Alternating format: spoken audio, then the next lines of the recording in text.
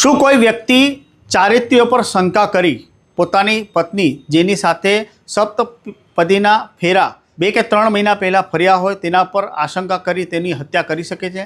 આ કિસ્સો દાહોદ જિલ્લાના ચાકલિયા ખાતે બનવા પામી છે, જ્યાં ટીમાસી ગામમાં એક મહિલાની ગળું દબાઈને હત્યા કરેલી લાશ મળી આવી હતી. ચાકલિયા પોલીસે આ મામલે તલસ્પર્શી તપાસ હાથ ધરી અપરિણિત મહિલાની હત્યા કરેલી લાશનો ભેદ ગણતરીના કલાકોમાં ઉકેલી દીધો છે અને તેના જ પત્નીની હત્યા કરવાના આરોપમાં ધરપકડ કરવામાં આવી છે. અને આ મામલે ઝાલોદ ડિવિઝનના ડીવાયએસપી ડીઆર પટેલે પ્રેસ કોન્ફરન્સમાં સિલસિલાબંધ વિગતો આ હત્યાકાંડને લઈને રજૂ કરી હતી. શું જણાવ્યું હતું તેમને જોઈશું આ રિપોર્ટ. ચાકલિયા પોલીસ સ્ટેશન હદમાં આવેલા ટીમાચી ગામે ગઈકાલે એક અંજનાબેન ઉંમર વર્ષ 19 નાઓની એક ડેડ બોડી મળી આવેલ હતી. જે ડેડ બોડીની ઓળખાણ કરતા તે ડેડ બોડી રીતેશભાઈના પત્નીની હોવાની જાણવા મળેલ. જે અનુસંધાને પૂછપરછ કરતા રીતેશભાઈના લગ્ન અંજનાબેન સાથે આશરે 3 મહિના પહેલા એમના નાતીના રીત રિવાજ મુજબ થયેલા હતા.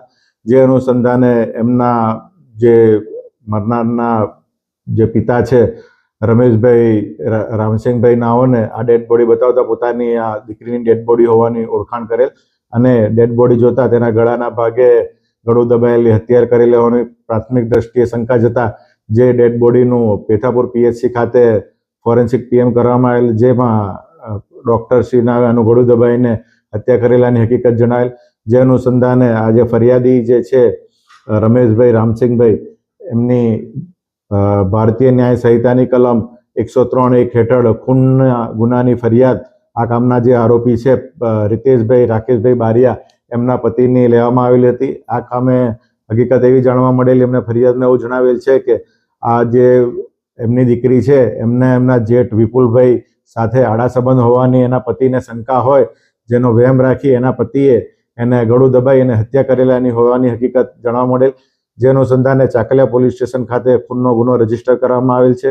આ ગુનાની તપાસ પોલીસ ઇન્સ્પેક્ટર શ્રી પટેલ ચાકલિયા નાઓ ચલાવી રહેલ છે. આ ગુનાના કામે જે મુખ્ય આરોપી છે રાકેશભાઈ બારિયા નાઓને આ ગુનાના કામે અટક કરવામાં આવેલ છે.